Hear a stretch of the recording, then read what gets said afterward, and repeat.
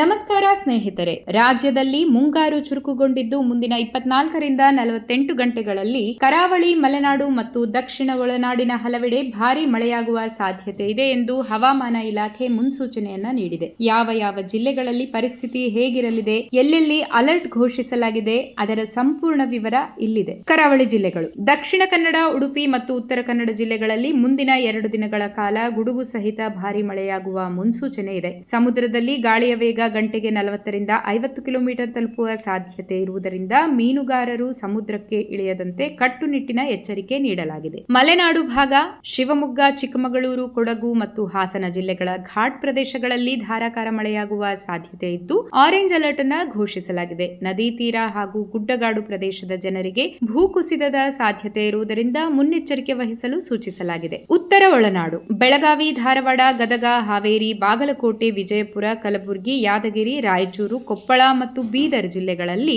ಸಾಧಾರಣದಿಂದ ಉತ್ತಮ ಮಳೆಯಾಗುವ ಮುನ್ಸೂಚನೆ ಇದೆ. ಬೆಳಗಾವಿಯ ಖಾನಾಪುರ ಭಾಗ ಹಾಗೂ ಕಲಬುರಗಿ, ಬೀದರ್ ಗಡಿ ಭಾಗಗಳಲ್ಲಿ ಅಲ್ಲಲ್ಲಿ ಗುಡುಗು ಮಿಂಚು ಸಹಿತ ಚದುರಿದಂತೆ ಮಳೆಯಾಗಬಹುದು. ರೈತರು ಕೃಷಿ ಚಟುವಟಿಕೆಗಳ ವೇಳೆ ಗುಡುಗು ಮಿಂಚಿನ ಸಂದರ್ಭದಲ್ಲಿ ಮರಗಳ ಕೆಳಗೆ ನಿಲ್ಲದೆ ಸುರಕ್ಷಿತ ಸ್ಥಳಗಳಲ್ಲಿ ಆಶ್ರಯ ಪಡೆಯಲು ಕೋರಲಾಗಿದೆ. ಬೆಂಗಳೂರು ಹಾಗೂ ಸುತ್ತಮುತ್ತ: ಬೆಂಗಳೂರು ನಗರ, ಬೆಂಗಳೂರು ಗ್ರಾಮಾಂತರ, ರಾಮನಗರ, ಕೋಲಾರ ಮತ್ತು ಚಿಕ್ಕಬಳ್ಳಾಪುರದಲ್ಲಿ ಮೋಡ ಕವಿದ ವಾತಾವರಣ ಮುಂದುವರಿಯಲಿದ್ದು ಸಂಜೆ ಅಥವಾ ರಾತ್ರಿಯ ವೇಳೆ ಸಾಧಾರಣ ಮಳೆಯಾಗುವ ನಿರೀಕ್ಷೆ ಇದೆ. ಇನ್ನು ದಕ್ಷಿಣ ಒಳನಾಡು: ಮೈಸೂರು, ಮಂಡ್ಯ, ಚಾಮರಾಜನಗರ, ತುಮಕೂರು ಮತ್ತು ದಾವಣಗೆರೆ ಜಿಲ್ಲೆಗಳಲ್ಲಿ ಹಗುರದಿಂದ ಸಾಧಾರಣ ಮಳೆಯಾಗುವ ಸಾಧ್ಯತೆ ಇದೆ. ತಾಪಮಾನದಲ್ಲಿ 2ರಿಂದ 3 ಡಿಗ್ರಿ ಸೆಲ್ಸಿಯಸ್ನಷ್ಟು ಇಳಿಕೆ ಕಂಡುಬರಲಿದೆ.